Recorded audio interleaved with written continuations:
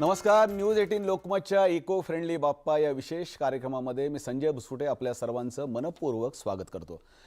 गणेशोत्सव जवळजवळ अर्ध्यावर आलेला आहे आणि यावर्षीच्या गणेशोत्सवाला कोरोनाची जरी साथ असली किंवा काळी किनार जरी असली तरी लोकांचा उत्साह मात्र तसूभर कमी झालेला नाही. 1.5 दिवसाच्या आणि 5 दिवसांच्या आणि 7 दिवसांच्या बाप्पांचं विसर्जन झालंय आणि अनंत चतुर्दशीला संपूर्ण गणेशोत्सव खऱ्या अर्थाने या ठिकाणी सफल संपूर्ण होणार आहे. पण या गणेशोत्सवाला वेगळं स्वरूप यासाठी आहे की यावर्षीच्या गणेशोत्सवामध्ये प्रामुख्यानं हा उत्सव पर्यावरणपूरक साजरा केला जावा याकरता सर्व सार्वजनिक गणेशोत्सव मंडळं, घरगुती आणि त्याच्या जोडीला गृहनिर्माण सोसायटी यांनी विशेष पुढाकार घेतला आहे. म्हणून आजच्या इको फ्रेंडली बाप्पा या विशेष कार्यक्रमात आपल्याबरोबर आहेत ओमकार सावंत, जे श्री ओम सिद्धिविनायक मित्रमंडळ परेरावाडी साकीनाक्याचे प्रतिनिधी आपल्या कार्यक्रमात आहेत. त्यांचं मनपूर्वक स्वागत. आणि महाराष्ट्र प्रदूषण नियंत्रण मंडळाचे डॉक्टर यशवंत सोनटक्के आपल्याबरोबर सहभागी होत आहेत. त्यांचंही मनपूर्वक स्वागत. ओमकार, प्रथमतः यावर्षीच्या सार्वजनिक गणेशोत्सव मंडळामध्ये काही अटी आणि शर्ती होत्या आणि त्याचं पुरेपूर पालन केलेलं आपल्याला दिसतंय. तर या संदर्भात यावर्षीच्या उत्सवाचं स्वरूप जर का आपण पाहिलं तर काय वेगळेपणानं जाणवतंय आणि त्या माध्यमातून लोकांमधला उत्साह कमी झालेला जाणवतो का आहे तितकाच टिकून आहे तितकाच टिकून आहे. आपण दरवर्षी 3 महिन्या आधी गणेशोत्सवाची सुरुवात होते, सार्वजनिक गणेशोत्सवाची.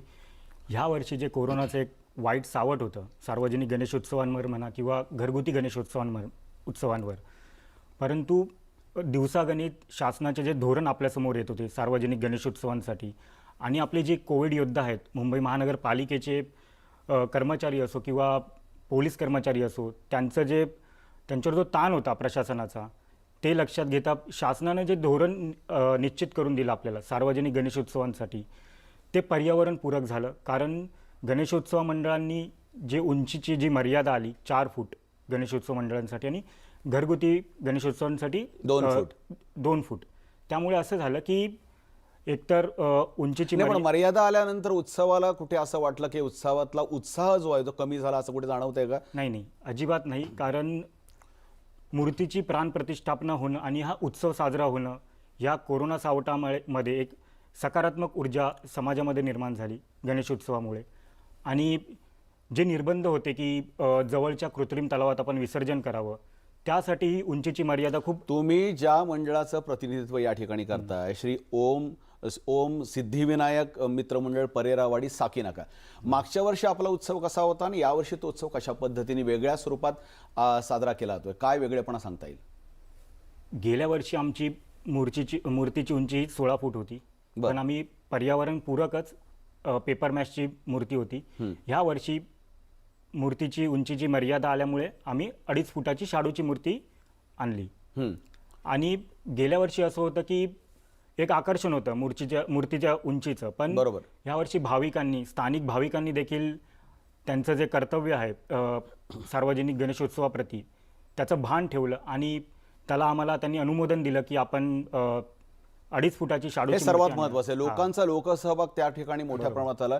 डॉक्टर यशवंत सोनटक्के, मुळामध्ये या उत्सवाकडे यावर्षी पाहिल्यानंतर मोठ्या प्रमाणामध्ये पर्यावरणपूरक उत्सव साजरा केला जातोय. त्याच्या जोडीला एकूण असणारं प्रदूषण जे आहे त्याची संख्या देखील कमी होते, मग एकूण त्याची घनता कमी होते असं वाटतं का? कारण जेणेकरून मोठ्या प्रमाणात त्या ठिकाणी जनजागृती केली गेली की सगळ्या घरगुती गणपतींनी त्यांचं विसर्जन स्वतः घरी करावं किंवा जवळच्या कृत्रिम तलावात करावं. तर हा एकूण जो परिणाम, एकूण पर्यावरणाच्या दृष्टीने सकारात्मक परिणाम आहे, त्याविषयी काय सांगता येईल, काय भाष्य करता येईल? खरं म्हणजे उत्सव हे एक ऊर्जा निर्मितीचं साधन आहे आणि ज्या योगे आपण एक लोकांमध्ये एक संवाद साधू शकतो आणि एक निर्मळता, मनाची निर्मळता वाढवू शकतो. हा एक या उत्सवामागचा एक मूळ संदेश आहे आणि तो संदेश पुढे घेऊन आपण हेच वारंवार सिद्ध करण्याचा प्रयत्न केलेला आहे की आपण उत्सव साजरे करावेत, पण त्यासोबत निसर्गाची सुद्धा हानी होऊ नये. आणि निसर्गाची हानी न होण्यासाठी आपल्याला जास्तीत जास्त निसर्गाकडे जाण्यासाठी पर्यावरणपूरक कसं होता येईल. जसं मागच्या वर्षी किंवा या वर्षीचा जर विचार केला तर यावर्षी निश्चितच एक करोनाचं सावट आपल्यावरती आहे आणि या सावटातून बाहेर येण्यासाठी जे माणसाच्या मनावर जो ताण होता तो ताण या उत्सवानं निश्चितच कमी केलेला आहे आणि लोकांनी जास्तीत जास्त निसर्गाकडे म्हणजेच पर्यावरण पूरकतेकडे जाण्याचा प्रयत्न केलेला आहे, ज्यामध्ये मूर्तीची उंची कमी करणे, ज्यामध्ये घरामध्ये ज्या मूर्ती आपण बसवतो त्या छोट्या असाव्यात, त्या पर्यावरण पूरक असाव्यात आणि त्यांचा जो आरास वगैरे किंवा जे डेकोरेशन करतो तेही कुठल्या ना कुठल्या पद्धतीने पर्यावरणपूरक कसं असावं या दृष्टीनं जास्तीत जास्त प्रयत्न लोकांकडून झालेला आहे. आणि या गोष्टी होण्यामागचं एक मुख्य कारण म्हणजे लोकांच्या मनात ही भावना आहे की निसर्गाशी नातं जोडायचं, आणि ती भावना असल्यामुळेच लोकांनी आपल्या निसर्गाशी नातं जोडत असताना नेहमी असं डॉक्टर सोनटक्के नेहमी असं म्हटलं जातं, एखादं संकट जेव्हा असतं त्या संकटामध्ये एक संधी असते आणि त्या संधीचं रूपांतर तुम्ही वेगळ्या परिवर्तनामध्ये केलं तर एकूणच असणारा आयाम जो आहे असणारा तो सगळा बदलला जातो. या वर्षीच्या पर्यावरणपूरक गणेशोत्सवाला मिळालेली ही जी जोड आहे त्यामुळे एकूणच निसर्ग वसुंधरा याच्या संरक्षणाबद्दलची जनजागृती जशी होते तशाच पद्धतीने आता माणसांनी व्यक्तिगत स्वरूपात बदल करणं आवश्यक आहे आणि हा बदल केला तरच खऱ्या अर्थाने सजीव साखळी नीट सुरक्षित राहील अशी भावना लोकांमध्ये गणेशोत्सवामध्ये निर्माण झाली असं वाटतंय का? निश्चितच, कारण लोकांमध्ये एक निसर्गाबद्दलचं प्रेम वाढत चाललेलं आहे. कारण त्यांना माहीत आहे करोनासारखे जे हे आपत्ती ज्या येत आहेत या निसर्गावर आपण मात करण्याच्या नादामध्ये जी एक म्हणजे निसर्गचक्र आपण बदलण्याचा जो प्रयत्न केलेला आहे याच कुठल्या तरी गोष्टीतून हे घडलेलं आहे. हे जवळजवळ विज्ञानानं सुद्धा कुठल्या तरी एका निष्कर्षाप्रत आणून ठेवलेलं आहे की निसर्गावर आपण जेवढं मात करण्याचा प्रयत्न करू तितकाच निसर्ग सुद्धा कोप पावतो. आणि पंचमहाभूताचं उदाहरण आपल्या समोर आहेच की जे पंचमहाभूतांची पूजा आपण पूर्वीच्या काळी का करत असू, कारण त्या पंचमहाभूतांचा कोप मानवी संस्कृतीवर होऊ नये, मानवी जीवनावर होऊ नये आणि आपल्या दैनंदिनीवर होऊ नये या दृष्टीने आपण त्यांची पूजा करत असू.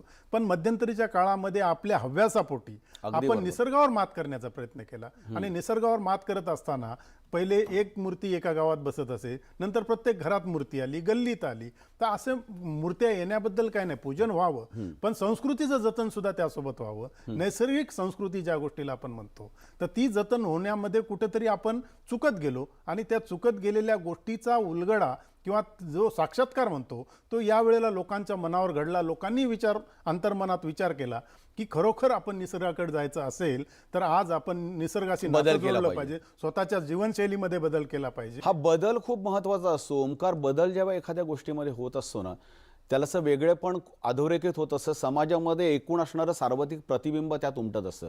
आपण जर का पाहिलं तर यावर्षीच्या सार्वजनिक गणेशोत्सव मंडळामध्ये प्रामुख्यानं किती पर्सेंटेजमध्ये आपण किती टक्केवारीचा विचार करू शकतो की एवढ्या टक्केवारीमध्ये मुंबई शहराचा विचार केला तर सार्वजनिक गणेशोत्सव मंडळ पर्यावरणपूरक साजरे केले गेले, काय सांगता येईल? कारण तुम्ही एक सर्वे त्या संदर्भात तुमची एक टीम करते.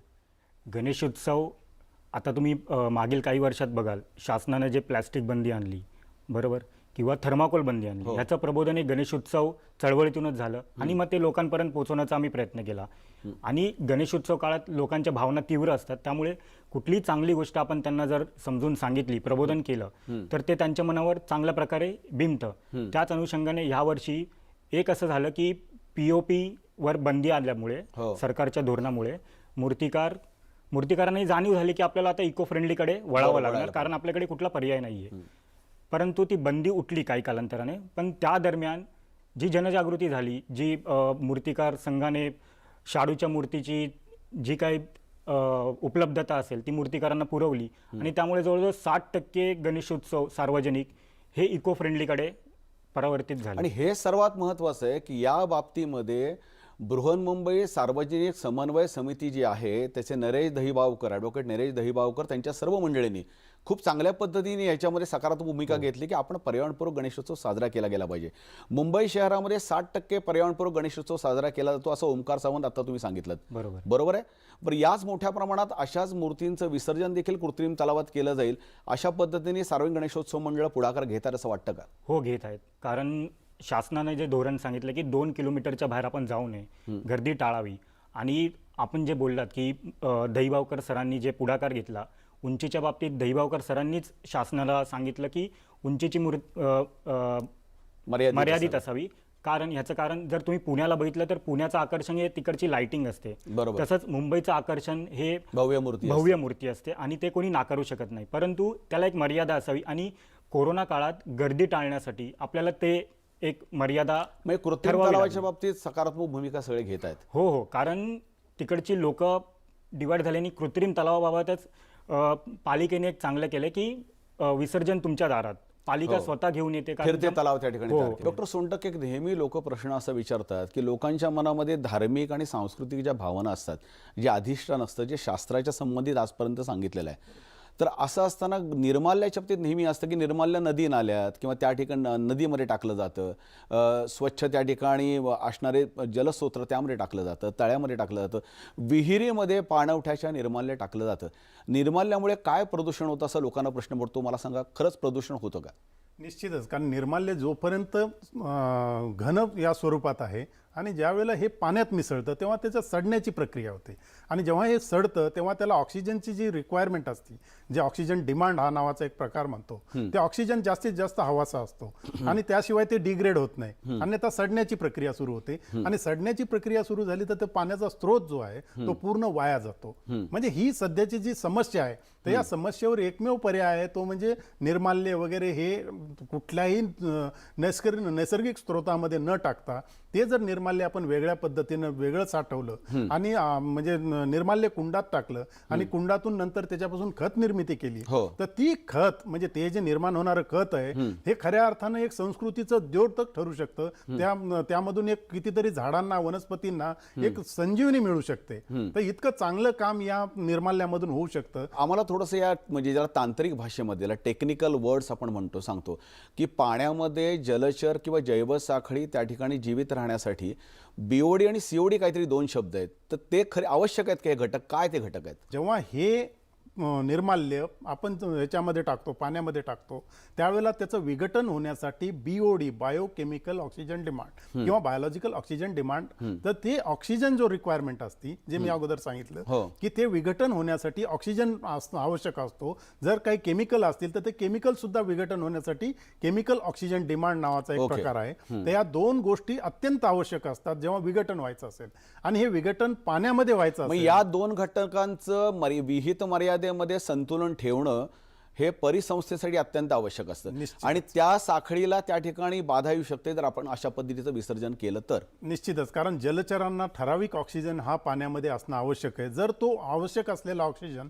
जलचर जे श्वासोश्वासासाठी किंवा त्यांच्या गेल्समधून वगैरे जे ते श्वसनासाठी वापरतात, तर तो जर ऑक्सिजन आपण या विघटनासाठी वापरला तर त्या पाण्यामधला ऑक्सिजन हा पूर्णतः त्या विघटनासाठी वापरला जातो आणि त्या पाण्यामधील जलचर जे आहेत तर ते सफोकेशनने म्हणजे त्यांना श्वसन न घेता आल्यामुळे मरू शकतात. म्हणजे इथपर्यंत मोठी ही समस्या निर्माण होती. जर एका ठिकाणचे जलचर जर मेले तर त्या जलचरांना खाणारे तर निश्चितच साखळीवर परिणाम होतो. ओमकार, मग या गोष्टीचं खूप महत्त्व आहे. मी मुद्दामून हे त्यांना खूप विस्तृतपणे विचारलं यासाठी की यावर्षी ज्या पद्धतीने कृत्रिम तलावामध्ये विसर्जन केलं जात आहे, ज्याला कोरोनाची साथ असल्यामुळे आपण हे सगळे पाळतोय, हे पुढल्या वर्षी देखील अशाच पद्धतीने पाळण्याची आवश्यकता आहे. तर मग यावर्षी जसे प्रयत्न आहेत तसे पुढल्या वर्षी सार्वजनिक गणेशोत्सव मंडळ करतील का? त्याच पद्धतीने करतील? याकरता तुम्ही कसोशीने काय प्रयत्न करणार आहात का? नक्कीच. आम्ही ज्या वॉर्ड वाईज पालिकेसोबत ज्या मिटिंगी झाल्या, सभा झाल्यात, त्याच्यामध्ये आम्ही मागणी केली की जास्तीत जास्त कृत्रिम तलाव आपण वॉर्ड वाईज वाढवावे, जेणेकरून ती गर्दी टाळली जाईल. आणि आपण जे निर्माल्याचं सांगितलं त्याच पार्श्वभूमीवर 10 वर्षापूर्वी दहिबावकर साहेबांनी निर्माल्य कलश प्रत्येक तलावाजवळ असावे, जेणेकरून त्याचं योग्य ते आपण विघटन करू शकू. आणि सार्वजनिक गणेशोत्सव मंडळांना महानगरपालिकेने 2दा एक क्लीनअपची गाडीची सोय करून दिली आहे, जी सकाळी आणि संध्याकाळी येते, जेणेकरून ते निर्माल्य ते पालिकेतर्फे मंडपातूनच विघटन होईल आणि तलावाजवळ जे जलाशयामध्ये किंवा पाण्याच्या स्रोतात जे निर्माल्य टाकलं जातं ते आपल्याला टाळता येईल आणि पर्यावरणाचा आपल्याला समतोल राखता येईल. पर्यावरणाचा समतोल राखणं खूप आवश्यक आहे आणि तो राखायचा असेल तर आपण पर्यावरणपूरक जीवनशैलीबरोबर पर्यावरणपूरक उत्सव साजरे केले पाहिजेत. हा आग्रह करण्यासाठी आजच्या इको फ्रेंडली बाप्पामध्ये आपण विस्तृत चर्चा त्या ठिकाणी करतोय. तत्पुरती घेऊया आपण क्षणभर विश्रांती. पाहत राहा न्यूज 18 लोकमतचा विशेष कार्यक्रम इको बाप्पा.